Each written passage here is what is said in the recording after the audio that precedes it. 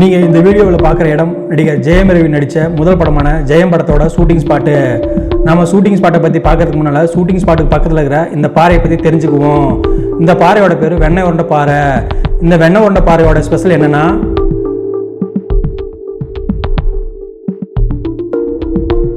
நாம் மனசில் ஒரு காரியத்தை நினச்சி அதை நல்லபடியாக நடந்து முடியணும் அப்படின்னு நினச்சிட்டு சந்தன உருண்டையை வாங்கி வெண்ணெய் உருண்டை பாறையில்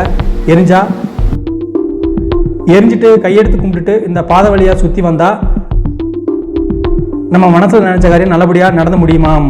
இந்த கோவிலோட பேர் என்னென்னா அமனலிங்கேஸ்வரர் கோவில்.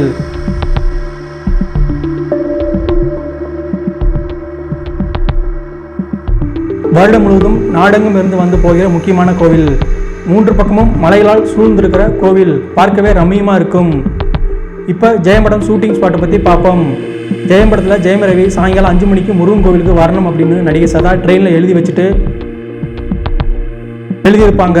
அதை ஜெயம் ரவி பார்த்துட்டு சைக்கிளில் வேகமாக வர்றதும் சதாவோட தங்கச்சி கொலுசு சத்தோட கோயிலை சுற்றி வர சீனும் இங்கே எடுத்தது தான். இப்பவும் இந்த சீனை யூடியூப்பில் நீங்கள் பார்த்து என்ஜாய் பண்ணலாம்.